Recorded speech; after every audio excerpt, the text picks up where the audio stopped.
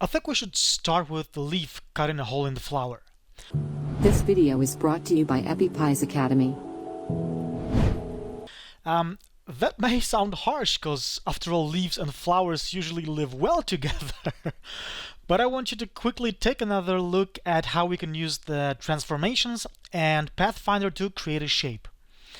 Okay, first let me grab the ellipse tool and let me create an ellipse just like this one. Let me zoom in so you can see it better. Now I'll select with the direct selection tool the top anchor point, and since I want to create a sharp corner, I could go to the convert anchor point tool and click here. But this time I'll go to my beloved control panel. By the way, did I mention that I am in love with the control panel? And I'll go to the control panel and click right here where it says convert. Now I'm going to grab these two opposite anchor points and nudge them down a bit by pressing the down arrow key. And I'm going to do it until I get this leaf shape. Okay, now I want to make sure that the whole shape is selected because I want to rotate it just a little bit. So I'll make the rotate tool active, alt click on the bottom anchor point, and rotate it by, I don't know, how does 25 degrees sound? Okay, now I'll grab the newly created leaf, activate the reflect tool, and alt click this bottom anchor point. And I want the reflection to be vertical. I'm gonna hit copy, and there we go. We got the flower created, but of course we're not done. Now, with all the shapes selected, I'll go to the Pathfinder tool and I'll choose divide. Now if I select just the most inner shape, if you can say it like that, and get rid of it, you can see that we have a nicely cut leaf shape. Now I'll choose everything. I'll go to the Pathfinder again, but this time I'm going to choose Unite. I'll make everything smaller, I'll put it in the right place, and I'll make sure it's white. Now, before we get to typography, let me finish the base shape up.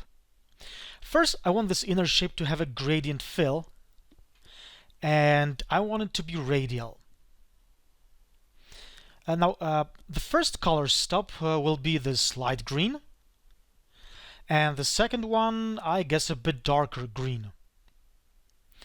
I also want the stroke to be light green, and I want it to be 2 points thick. Okay? Now, I think this looks really nice. I gotta tell you, I think it looks nice. Okay, now the typography. I'll make the type tool active. I'll click, and I will type 100%. I want to change the font to chunk 5, and I want to make it white. Now let me reposition it, and let me change the size so it looks the way it's supposed to. Now I'll click again, well, anywhere on the artboard, and I'll type in Farm Fresh. I want to set the paragraph to be aligned to center. I want to reposition it, and I want to make it really big so it stands out. I will also adjust the lettering. And I can see that I got some kerning problems right here that I can quickly fix by positioning my cursor between the letters F and A and pressing the Alt key and the left arrow.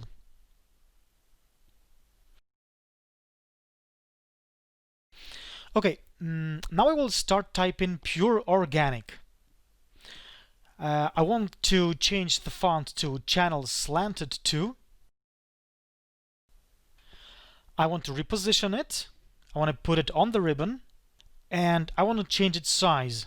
Okay, as you can see, we're almost done. The last finishing touch will be adding the drop shadow effect to the text and the flower. So I'll select the type and the flower. I will go to the Appearance panel, click the FX symbol, go to Stylize, Drop Shadow. And, I don't want to go too crazy. I just want the elements to slightly stand out, so I'm just going to go with 1 point value for all the options here. And yeah, we are done, my friends. In a few simple steps, using all the knowledge we learned, we created a nicely looking logo.